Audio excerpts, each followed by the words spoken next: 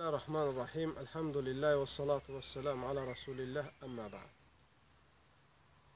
Valideyn, ata ve ana insanın dünyaya gelmesinin sebebidir. Bu mübarek insanların, valideynin, anayla atanın ne kadar bir övlad hakkını ödemeye çalışsa da əsla muqabil olarak, əvəz olarak ödemesi mümkün değil. Adice elementar bir misala bax. Ana ne zaman təbəssüm eləyir?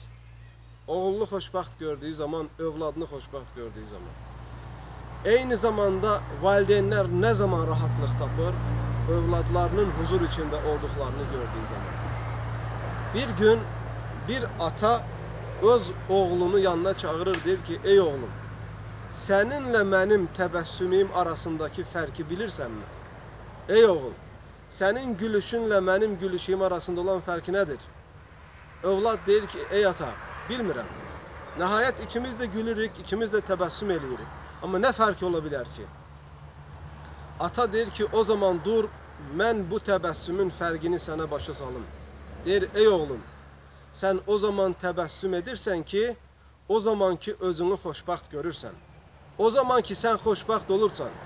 Amma mən o zaman təbəssüm eləyirəm ki, səni mən xoşbaxt görürəm. Valideynin hətta təbəssümü belə övladı üçündür. Ona görə bu mübarək insanların qədrini, qiymətini övlad həyatda olduğu sürəcə bilməlidir.